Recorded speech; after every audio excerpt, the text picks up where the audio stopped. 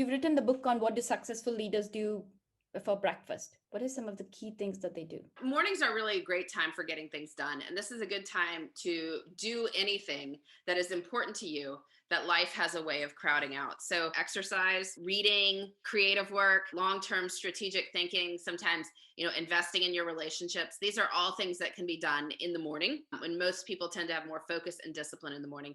The end of the day can get away from you. People tend to have more control over those early morning hours. If you look at the sort of leisure time people tend to have, it either comes at night, like after kids go to bed, after you're done with work. Could also have a chunk of personal time in the morning. Most people take it at night, like they stay up later. We tend to be tired at that point. So that time tends to go toward watching TV, towards social media, that sort of. Whereas if you go to bed earlier and then wake up earlier, you could use the time in the morning for more. And it also ties to the concept of the studies on willpower. We have more in the morning eating, right? You eat more healthier, and by the time the day progresses, you're likely to indulge more, just as your willpower. It's like a bucket that sort of starts to deplete, and at some point at the end of the day, it's harder to sustain. So you're suggesting using that core time to invest, to do things that you really want to spend time doing. Yeah, you always want to match the right work to the right time. And so if you leave all the things that are personally important to you to the end of the day, you just won't do them because you won't have the energy to do them. Whereas if you do them first, you get to them before the day takes its toll on you.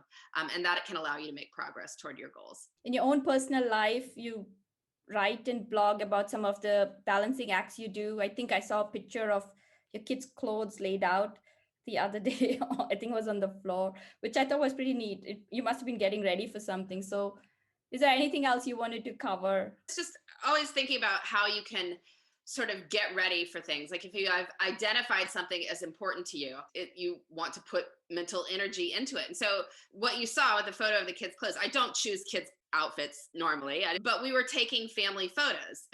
And so for that, I made selections of what the kids would wear so that we would all be wearing stuff that worked together. That's what it was. More just that when you identify something as a priority, then putting mental energy into making sure that it gets the attention it deserves. One just last little bit of advice I'd leave people with is to think about those small bits of time that we tend to have during the day. It's very easy to just pick up your phone, check social media, look at your inbox, but you could use these for other things. And by consciously making a choice to use them for other things, you can fit a lot more things into your life. Calling a friend, or for reading, doing some stretches or meditation or anything along those lines. So even small bits of time can be used well if we are mindful about them.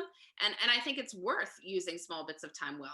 Yes, you could finish a novel if you keep reading every day 10 minutes and squeeze it in between everything else. So this is a question I ask every guest. What advice would you give your 21-year-old self on going through the different stages or helping them through the different stages of life?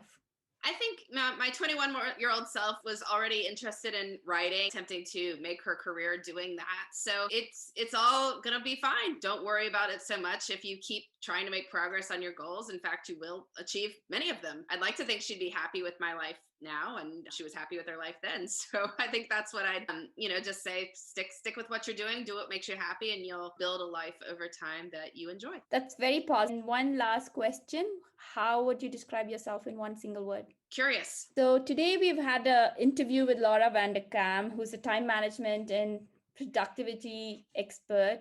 If you haven't heard, you really need to listen to her TED Talk, which has over 12 million views. I've listened to it a few times, and I've had a lot of other friends who actually learned a lot from that. You can listen and follow social media for Laura Vanderkam. Look up L Vanderkam on Twitter and Instagram, and Laura Vanderkam on LinkedIn and Facebook. Laura, thank you for being here today. It was a real pleasure talking to you, and really make us more conscious of how we take that elasticity of time and really structure it to prioritize what we think is important while still having fun and enjoying it and not structuring it all together.